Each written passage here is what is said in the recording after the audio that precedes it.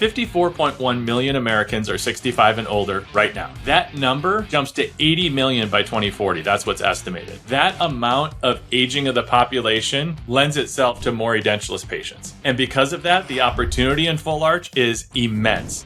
Hello, everybody, and welcome to another episode of the Raving Patients Podcast. As you know, I'm your host, Dr. Len Tao. I want to thank our sponsors to begin with. I want to thank both the Doc Sites and Dental Intelligence for their support. So I'm interviewing someone today that I'm really excited to finally get to talk to. And we met in a very interesting way. So I want to set it up like this. So I was at the Dykema event. I was in line at basically a buffet line getting some snacks, and the gentleman across the way from me said, Dr. Len Tao, the man, the myth, the legend. Everybody knows him. And I look up and I'm like, I don't really know who this guy is, but I thanked him. I was really appreciative of him saying that. I then had to look him up to make sure I knew who he was.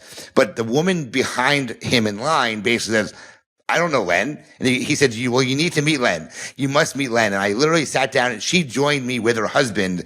And at this point, we were very close to agreeing to a bird-eye relationship with this 11 location office. So it was a very, very great introduction, totally just off the cuff. And that was our main introduction. So today's episode is going to be called Full Arch, Facts and Fiction. And my guest is Greg Essenmacher, and we're going to be talking about full arch dentistry. So, Greg, welcome to the Raving Patients Podcast. Thanks so much, Len. I appreciate that. I love the story. I love how we met. It'll be a forever story, and it is true, every single bit of it. Yeah, it was really well done. And like I said, it was totally unscripted, but it led to multiple networking because I was able to network with you and I networked with this office in Texas. So it was really great. So to begin with, let me read your brief bio. Thank you for making it brief. So Greg is a leading expert in fixed full arch dentistry, helping transform single office practitioners into successful implant practices who frequently transform into large group practices. Using tailored solutions and cross-functional collaboration, he maximizes their potential.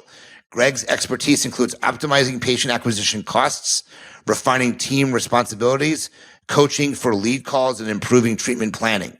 His insights on actionable steps enhance the practice's ability to deliver full arch cases, increasing their valuation and improving EBITDA. So again, thank you for that brief bio. So Greg, why don't you expand on that bio a little bit and just let everybody know kind of how you got into the space, who your target audience is, who should be like turning up the volume in their car or on their AirPods listening to this episode. Who should listen up? Kind of go start with that.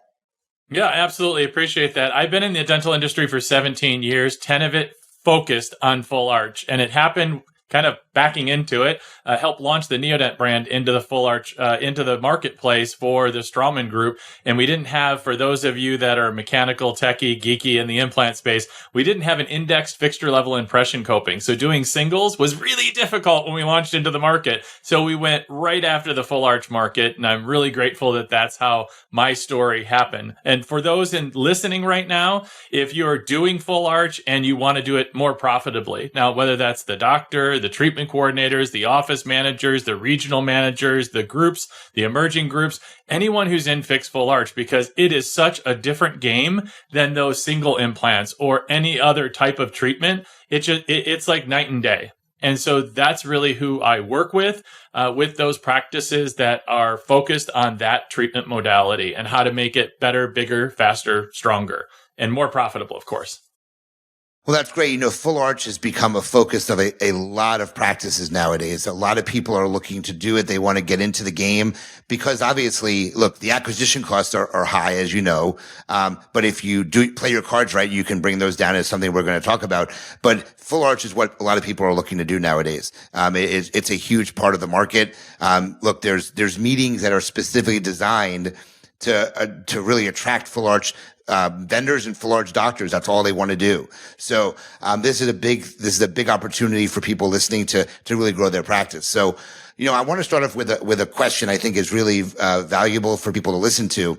And I get it because I help them with their marketing because I handle the reviews for them. And obviously practices that have great reviews, obviously they're able to attract some of these bigger cases to their practice. But why do you feel that some practices are so better or much better at closing full arch cases than others? Some people suck at it. And if you look, your job as a marketing person, or what a marketing person's job is to get people to the office.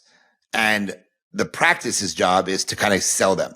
Okay. Get them to say yes, get them to sign on the dotted line, get them to commit to treatment. So, a marketing company that sends leads, but the practice doesn't convert, that's not the marketing company's fault. That's the practice's fault. But why do you find that some practices are so much better at closing full arch cases than others? Yeah, I think it's a great question. And so I'm not a marketing company, so I'm really more into the branding side of things, the coaching, training, aligning practices, aligning people in the practice. I'm all about the patient experience. So I work with marketing companies that, make the phones ring, have people fill out form fills, work with every single aspect of marketing that there is, whether it's the pay-per-click, the SEO, Meta, TikTok, YouTube, a messenger pigeon, a sandwich board, you name it, like any aspect of marketing. And when I talk about branding, and I just want to make sure that I'm really clear here for everybody who's listening, and you'll know this because, to go back to the story of how we met, right? You're known as like the king of referrals, of how to get referrals and how to make it happen. And I knew of you, and I know a lot of people in the industry who know you. And so I leveraged that relationship. So when I saw you, it was as if I do know you. And so that's where the comment came from, across a buffet line, which, is there any better way to meet a person? I'm from the Midwest. That's how we meet people, is over food, right? Breaking bread together. But that branding piece, to get back to that, the branding piece isn't just how you're presenting to the marketplace, whether it's on your website or on a landing page or on an advertisement. The branding is about the patient experience. Is it consistent with what's in your digital marketing, and then the first interaction with the first phone call? And then when they walk across that front door at your clinic, and then every single person in the patient journey. And I'll give you an example, Len. So if you're doing full arch and you're going to take x-rays, are you calling it a CT scan on your digital marketing, and the first person on the phone call, and when they come into the practice, and the dental assistants and the doctor and the treatment coordinator and the financial coordinator? Or do you call it a CAT scan? Or do you call it a CBCT? It doesn't matter what you call it, but is it consistent all the way through the entire process? And why does that matter? Because if it's not consistent, there's this little micro fracture of trust that happens with the patient. They don't really know why, but it's not consistent. And you're competing out there with all of the, we'll call them big box stores, right? Because that's what we know in retail, but that's what it is in full arch. You can't just dip your toe in the water, because you're competing with those that have these systems in place, that have the workflows in place, that are consistent in training. So why are some better than others? Because they have it down. Whatever it is, whatever process, they have it down, and that's their branding. So if you're going to dip your toe in the water, or if you're struggling to get the traction, which then feeds into what you shared before, which we can certainly get into, that patient acquisition cost or the new start cost, or whatever you want to call that cost, right? The return on the investment for what it takes to actually capture a new patient, which much different if it's a new patient hygiene start with insurance compared to a new patient start for a full arch treatment therapy. That's what really makes a difference of fact or fiction. Why are some much more successful than others? Does that make sense to you? It does. And I think it's very similar to practices that go from 1 to 2 to 5 to 10 locations. It's the standard operating procedure. If you can make things consistent throughout each office or each person in the office, it makes a whole lot more sense. So the standard operating procedure is really what you have to set up. And if you set it up well, then you are definitely going to be more successful than someone who just goes in with not having their ducks in a row, as I like to call it. Yeah, and that's true, right, for the DSOs, especially though for the emerging group practices. It's for same-store sales. Focus on same-store sales for that flagship location. Get your own house in order with that main flagship location, and then start to sprout out. So if you have 5 or 6 locations that are doing this, look at that flagship location, get that SOP in order, right? The standard operating procedure, and then fan out from there. There's practices, clinics, groups that I work with that we start with the main location, maybe a second location to begin with, even if they're 5, 6, 8, 10 locations. And, they engage me. We have the discovery call. They have conversations. We have conversations, and they're like, well, we have 9 locations and we want it for all of them. Okay.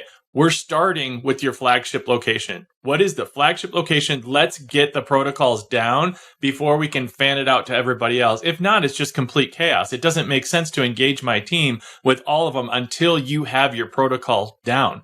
because we have to all agree what is going to be our way of doing things. And there's not just one set. That's why I don't believe in scripts. I believe in scaffolding, right? I believe in formula for sure. But the way that I'm going to engage or answer a question is not the same as somebody who may have grown up in Northern California.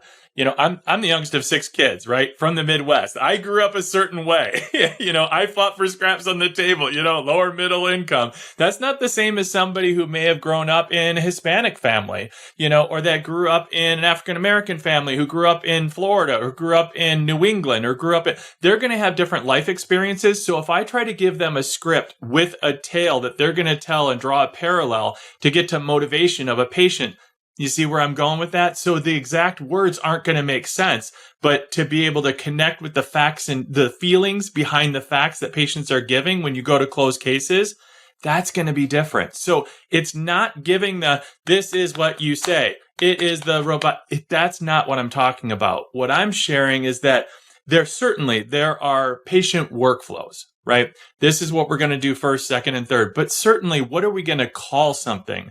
And what is the experience that we're going to give to our patients? And doing that from the flagship location and then fanning out to the others, the uplift in the amount of engagement from lead calls to consult, and then consults that actually show up to reduce the no-show rate. And then, of course, the conversion, which is ultimately what you're looking for, the consults to converting. And pipeline management, which is so critically important because it's the vast majority. There's such a huge percentage of starts, especially now in this day and age. We all know the credit markets. We don't have to talk about how horrible the financials are right now and how difficult it is to get people finance. But what we can talk about is how is your pipeline management? Whether it's the lead nurturing from the time of those leads coming in order to convert them into consults, or from the time that they come in for their consult and they need to go talk to a spouse, or they need to check with their own bank to see if they can get better rates because they've had a relationship for 20 or 30 years, or to see if they want to take a loan against a 401k, or fill in the blank. How is that follow-up? That consistency? Those are things certainly that SOPs and can be very specific. But when it comes to motivation pieces, so there's really a differentiation between the two. So, someone's listening to this and they're saying, I've always wanted to do full arch dentistry. Obviously you need to know how to place implants to be able to do that. But going from a single implant to doing all on 4s or all on X, whatever you want to call it, it's not the easiest transition. So what are some key factors into making a transition to full arch treatment, doing it successfully? Yeah, there's a couple of different aspects. It's a really good question. So the first is the clinical aspect. And it doesn't mean that you personally as a clinician, for all the clinicians out there, have to have all the skills in order to be able to do it, because there's the surgical and then the restorative and then the lab aspect. So there's really 3 pieces to the mechanical, if you will, of this particular type of treatment therapy. So while you personally are leveling up your clinical skills, you can certainly outsource, or like I like to call insource, right? There's experts that can come to your practice while you are putting out the marketing dollars. But it's really preparing in the very beginning. I use a strategy that's called PREP, right? It's an acronym. I love acronyms, right? And the P is prepare. It's taking an assessment. What are my team skills? As far as who do I have in place to be able to do the lead nurturing that we talked about and all the other pieces of that lead nurturing process? Do I have the right team members in place? Do I have the right strategies in place? Do I have the right equipment in place to be able to do full arch therapy? That's the pieces that are critically important. And then the R is the rollout aspect, right? How can I roll it out responsibly? There's operationalizing everything that you've got in the prepare aspect, because you've got to have that set. And then you've got to be able to roll it out into the clinic with doing, like I said, with the phone calls, making sure you have somebody dedicated to that. Because the investment, it's not a matter of just dipping your toe in the water, right? Because you're not just going to say, I'm going to do this with $2,000 or $3,000 a month in full arch spend for with a marketing company. That's not going to get you anywhere. I'm just telling you right now. Sorry to tell you, but anybody who's listening who thinks you're going to dip your toe in the water, go to Vegas, push your poker chips in the table, stand up and walk away and let somebody take your money, because it's not worth it. 6 months down the line, you're going to be really disappointed. And then the E part is really execute on the strategy you've set forward. And last is P, it's the process. who's going to be your project manager on this? How are you going to evaluate the metrics you put in place about how you're doing at any one point, or to modify the strategy for everyone that's in place? That includes the KPIs you put in place for every touch point in the patient process, and make sure people are compensated. Again, it can be very lucrative financially. It can be very lucrative emotionally to see the patient reveals when the cases are successful, but it's also very stressful. There's a lot involved. And so whether you bring somebody in from the outside or you have somebody internally with a small group, you may have a regional manager who has familiarity with it, or you may be adding because you're growing exponentially. Again, emerging groups grow exponentially. They're bringing more people into the fold, into their teams. Maybe they bring somebody who has that skill set and you look for it intentionally as you start to move. I'm working with a group right now that did that. They're expanding the number of offices. They want to get into full arch. So they intentionally found somebody and hired somebody who had some experience in this area. And that was an intentional piece that we did with them. So there's a lot of different aspects to it. It's not just the clinical. It's the team development aspect. And then it's partnering with the right marketing company. And just going to say this, holding the marketing company accountable, that's the job of the clinician and the practices. It's not just turning over the keys to any marketing company and saying, can you just do it all for me? Because that's not responsible. And I'm just going to call it out because I do a lot of speaking on this. I've actually posted a lot on this on my socials, that you really have to have, you have to drive the car. You just do. Because if you turn it over to somebody else, as you make some progress, 6, 8, 12 months down the line, you're going to be disappointed. Or it might be a couple years, but you're going to be disappointed, especially as you start to have success, because you want to be able to control your own destiny. That's why you became a dentist. That's why you got into dentistry, because you're an entrepreneur. So that's one of the most important pieces as well, is to control your own destiny. And it takes more work on the front end, but you'll be much more satisfied on the back end. Whether you are the dentist or a regional or an ops manager or any position all along the way, it's really controlling your own destiny. There's a lot of satisfaction in that. So I have a question that we didn't discuss prior. I'm just curious your thoughts. Does a practice to be truly successful with full arch dentistry have to really commit to doing that almost full time? In other words, brand their practice as a full arch practice? Or do you find that somebody who just dips their toes in can also be successful depending on how they kind of play their cards? Yeah, it's a great question. When I say don't dip your toe in, it doesn't mean that you can't have 60, 70, 80% of your top line revenue coming from all the rest of dentistry, clear aligners, crown and bridge, all the other treatment therapy in dentistry, right? Singles. I mean, it can just be 10, 20% of your top line revenue in full arch. When I say don't dip your toe in the water, it's be prepared for what it actually entails to be a full arch clinic. It can be a part of an additive too. Many of my clients do that. It's not, I work with full arch clinics. Don't get me wrong, right? That's the bread and butter, but also adding full arch, what I say responsibly, to your practice, because the last thing you want to do is spend, say, $10,000 a month on this, right? On full arch, trying to attract patients. You get 6 months down the line, you've spent the $60,000 in marketing and have gotten 2 or 3 patients, right? Very frustrating. Not only that, but you've also the morale in the office, and you've invested probably in some equipment and the time, effort, and energy it takes, which is taken away from the opportunity to be able to create production in all the other areas, because you've probably done a bunch of consults and you've also paid staff in order to nurture the lead calls. So there's a lot of investment in that way. So when I say dip your toe in the water, I'm saying just spending $2,000 a month and say, I'll just do this in full arch, or I'm going to do this as a part of my other marketing, which you certainly could, but that's not really adding full arch to your practice. That's saying, if it presents itself, I'll do this type of treatment modality. So I thank you for asking that clarifying question, because I didn't mean that you couldn't. You have to do full arch. Certainly there are some that have transition, and I've helped them do that. But for the vast majority out there, here's something for you. And I heard this, and I don't want to take credit for it. I have to give Steve Thorne credit for it, because he gave the fact and the figure at the DICOMA meeting that I was at earlier this year, that 54.1 million Americans are 65 and older right now. That number jumps to 80 million by 2040. That's what's estimated. That amount of aging of the population lends itself to more edentulous patients. And because of that, the opportunity in full arch is immense. And that is and the percentage of edentulism that's being treated is such a minor fraction of that.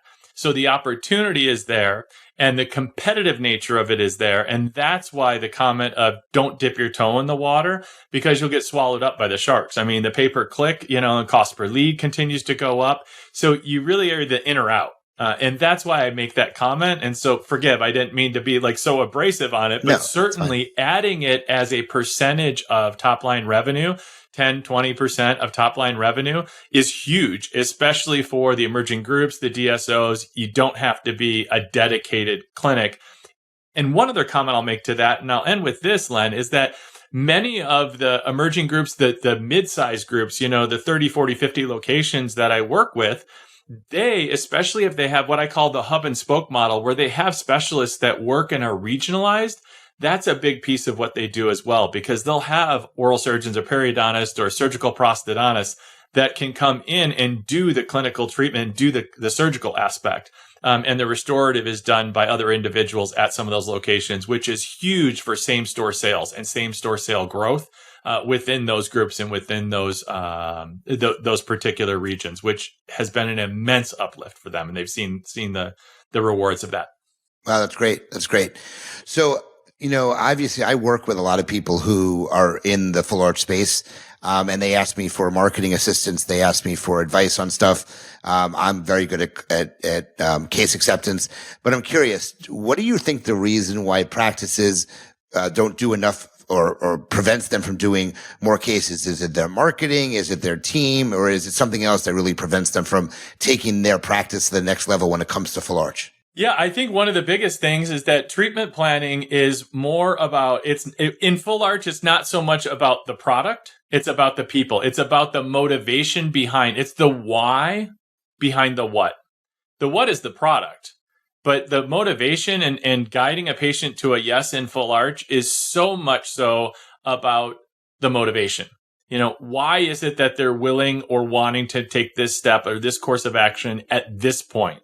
What motivated them to pick up the phone, fill out a form, come in for the consult, or what's going to motivate them? What's the why now behind it to take action? Because many of them are either dentally exhausted or they've been, they're not in the best dental condition, right? They've been around the ringer. They're not like, I'm assuming, Len, like you are and like I am, that have our regular cleanings and take care of our dental health. And it doesn't matter biologically, how we were blessed or not, right? Some people never had a cavity in their life. I'm not that situation, but I take care of it and stay ahead of it and do everything I can with brushing and flossing and, you name it. But these are not the situation with the, 99% of the people who are set up for this type of treatment. And because of that, there has to be a shift in mindset for them. So getting to that why motivation, it's an emotional type of sale. And so for those that are working with these patients, and treatment coordinating, it's sales. And sales is not a dirty word. And trying to motivate that and help to understand that and get that across, not being pushy as a salesperson, but guiding them in that direction and helping them to understand that you're going to give them the ability to chew morning, noon, and night, or to be able to smile in that reunion picture or that family picture or that holiday picture that they haven't really been able to or been embarrassed to for many years, without, again, going directly at that and saying that to them. You kind of sort of want to, but you don't really have to. And it's that subtlety of the dance with the patient to help them and find out what that motivation is. Asking somebody, so are you back in the dating pool? Is that why you're here? Maybe they are, but you can't really ask that directly. Did your spouse just die? I mean, you can't really ask that directly, but you don't want to use our third party financing. You got a house we can mortgage. You can't ask that directly. So there's such subtlety to this compared to a single tooth implant or a type of treatment that's a couple of $1,000s. I mean, when you're talking 20, 30, 50, 60, $70,000 treatment plan, this is like a car payment. If you're doing 8 to 10 years out, I mean, you really got to get to the motivation piece. And so that's really, I think, the biggest difference and the biggest uplift as to why some are doing cases successfully and others not so much. And then, of course, delivering on the promises, right? And coming out with a beautiful smile and establishing themselves in the community and becoming a referral relationship in the community and with previous patients and the list goes on. Got it. That makes a whole lot of sense. So, I mean, I want to change the focus just slightly here. I want to talk more about you now. So you obviously consult with practices. You're a full arch consultant is really what we'll call you. So someone's listening to this. They wonder, hey, I've worked with a consultant before. How do I know if it's worth dipping my toes into the full arch landscape, or how do they know that they're going to be successful in like literally somewhat rebranding themselves somewhat going into a different space within the dental industry? How do they know that? And how can you help with that? Yeah, it's a partnership of investment. I mean, the first phone call that I have with individuals is I'm grilling them with a bunch of questions, really, because it's about, what investment are you ready? Are you ready to make the investment and go forward? And, Len, I have to tell you that I was going to be dramatic and be like 9 out of 10 or not, 9 out of 10 dentists it's not that dramatic, right? But there's a lot of them that either aren't ready or aren't willing to move forward and get in like they need to. There are a few. And like, as far as like, how is it, there's no guarantee that it's going to work, for one.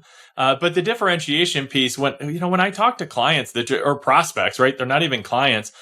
Truth be told is I'm a guy that I shouldn't be a permanent fixture on a payroll. If you are, then hire somebody who's a fractional. I'm not that. 6 months later, I should not be on your payroll anymore. You should have extrapolated all the tools. You should have everything that you need. And there should be somebody in your practice who can take over what I'm doing. That's the truth, because then I want to move on to somebody else. I don't know. Maybe it's just the relationships that I've had with people in the past. It's get in, get out, move on with your life. Many of my clients turn into legacy clients and we still have relationship, but just not in the more intense way of, the training, the uplift, the tools, and give them what they need, the playbook, and then move on. And that's really, I think, some of the differentiating pieces that I have with many of my clients, unless, of course, they're at 2 locations and then 6 months later they're at 4 and then it's at 8. And I've had those situations as well. But that's what I talk about with legacy clients. But there are no guarantees. And, if you want to get into it, you've got to invest. You've got to invest your own team and efforts, let alone, the financial commitment that it takes to invest in a monthly spend in marketing and in your team. So that's really a big piece of the differences, I think. And that was going to be the last question I had for you is, I know it's very geographic dependent as well, but where do you see the money being spent? Because obviously people say, I want to get into full arch dentistry, but they can't afford it. And I'm saying, if you invest, you should see a return on that investment. So what type of spend are you normally seeing with your clients when it comes to, we'll call it paid advertising, whether it's Google AdWords or Facebook funnels or Instagram or any of these things? What type of spend do you see the best offices spending, and to really get results that they're looking for? Yeah, I'll change your question a little bit because I don't want to say the best offices, because some that are spending a ridiculously high amount, like 6 figures plus, don't have the best patient acquisition cost. Some of those are above like the range, right? Because the range of a patient acquisition cost are between like $1,500 is like super smoking great for a full arch patient, and $3,500 is about where, when you're getting into it new, is about where you're going to be at until you can get your systems in place. That's just understood. So however many you want, multiply it out. And it's not a matter of, here's $3,500, give me a patient. It doesn't work that way. Like that 12 to 15,000 a month range of initial investment, and you have to be in it for 3 to 6 months before you're really like understanding it and it levels out for the 6 months. That's realistic. It just is. Many of my clients are in the 20 to 30 minimum a month spend just on full arch, and a number of them are well above that. Got it. That makes a lot of sense to me.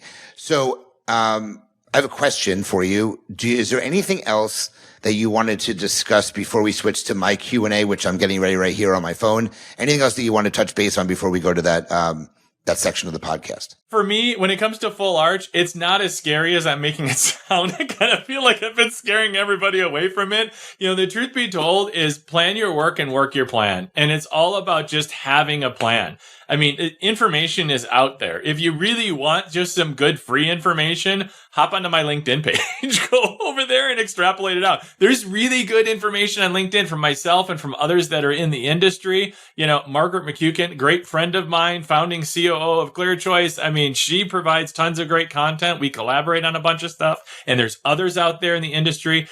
Do your homework. Be just like they always told you, like when you were in your undergrad and when you were in dental school, you had to do your homework. Do your homework, right? And bring something to the table and then engage individuals and have conversations. Ask the right questions of consultants, of your marketing company, of any company, right? If you're going to do a website, if you're going to do landing pages, if you're going to do your homework, either yourself or have somebody in your group do it. And now I'm talking to dentists, but of course, like the regional managers, the ops managers, anyone in the process, do your homework. Treatment coordinators, do you know every step of the process?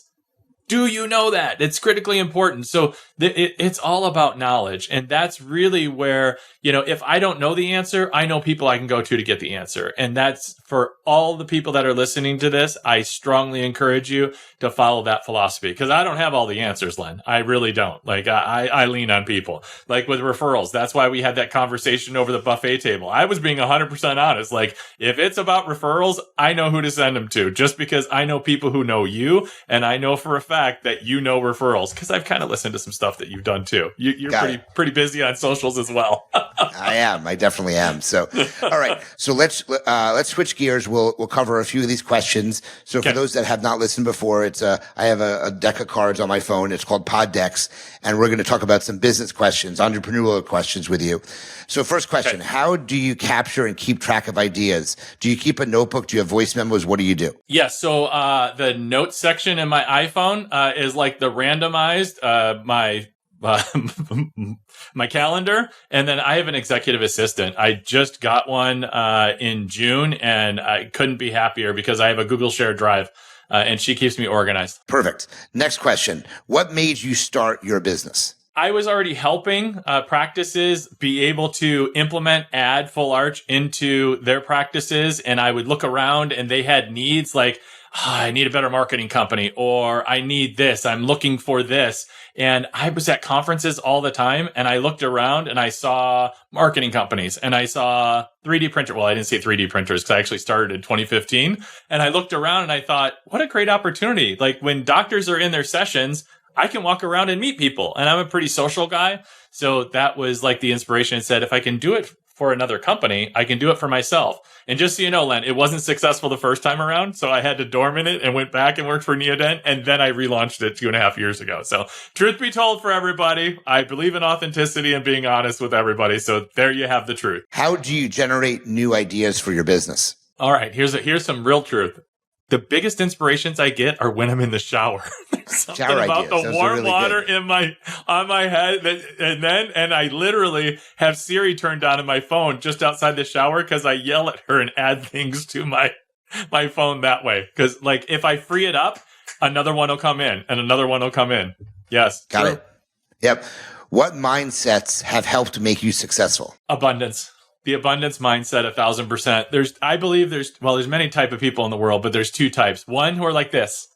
Nope, it's mine. Got to protect it. And others that are like me that are just like, yeah, take it. Like, yes, I will share it with you. I've had others who have like reached out to me, and I make space on my calendar all the time on a regular basis who simply want to like learn from how I've been able to build my business, which is all through referral, which then there you go, Len. See, all through referral. Like I do some promotion like on socials, but I don't spend money on marketing. It's all through relationships with others. And it's been amazing. And I feel very blessed for it. That's great. That's great. Now, I know I mentioned before the call about my event in the spinoffs that may be coming. One is called Supercharge Your Dental Implant Practice. And you mentioned that you really don't do any type of marketing. So I'm curious, how did you build a successful customer base or client base? It was through all the other vendors, just reaching out to them and asking the question, how can I support your business? And that critical question of how can I support your business? And then learning how I literally could help support their business. And in turn, they got to know me and what I do. And then learning about and honing more and more. What is it that I do? Identifying specifically what I do, what I've done, and then how that it can apply to a business model. Got it. All right. Do you have a favorite business podcast that you listen to? I listen to so many and they're so random and I get bored with them so easily. I probably have like 35 in queue right now, Len, and they just randomly pop up and it depends on my mood. Whether I'm like going for a power walk or if I'm walking my pups or if I'm driving to like an ASU football game. Yeah, I mean, yeah. Or Detroit Lions. Got to plug my Detroit Lions. Okay. Who do you look to for advice or mentorship? There's a couple of people. So Bill Benjaminson is a great mentor and friend of mine. So I met him at Neodent when we were launching Neodent, and I still consider him a friend, a brother, and a mentor whenever I need to be grounded or I just need like someone to lean on, for sure. Margaret McCukin, I've mentioned. She's a great collaborator and a leveler for me. Yeah, those two in business for sure. And then in my personal life, I've been sober for a while, and I have a number of people who they remind me. They ask me if I'm being Mr. Big when I'm not being humble, and that's a great reminder. So yeah, that's good for me. Last question from me on this, and then we'll end up closing the podcast. But what is one subscription? It could be personal or business that you can't live without. One subscription you could never live without. Amazon Prime. That's what I figured. It's either that or Netflix usually that's why I said personal. People can't do a business one necessarily, but yeah, Amazon Prime or Netflix. Exactly. So Greg, what are some ways people can get in touch with you for more information? How can they find out about more what you can do if they're looking to get into the full arch space or they're in the full arch space, but want to improve what they're doing? Sure. Easiest way is hop on LinkedIn, Greg Essenmacher. That's the easiest way. Just because if you can spell my name, you can find me for sure. My website is another great way. It's www.dentalconsult4u.com. And just book a discovery call. Let's just have a conversation. We can talk about where you're at, where you want to go. And like I said, see if you're ready or how to prepare for, getting into the shark tank for sure, and make sure that you're not the fish, as they say at the poker tables. Little poker reference to bring it full circle. That's great. You actually have your podcast of your own, correct? I do. It's called The Tooth Sleuth. So like the detective, and it's all about the business side of dentistry. So I like to bring on guests, whether they're startup entrepreneurs or whether it's all about just the business, if you will, of dentistry. Yep. Thanks for that, for reminding me. No worries. I wanted to make sure I got that plug in there. So guys, if you like the episode with Greg, please share it. Greg, thank you so much for joining me today. I really appreciate it. Please like the episode. Please share it. Please promote our podcast. One thing I don't do well is I don't self-promote this. My 1,000+ listeners every month is through just people mentioning it to other people and listening and learning about how I operate and how I run my podcasts. I want to thank the sponsors, both Dental Intel and the Doc Sites, for their support. And as I always end my episodes, remember, your reputation matters. Until the next episode, Greg, thank you so much for joining me, and we'll talk to everyone soon. Thanks so much.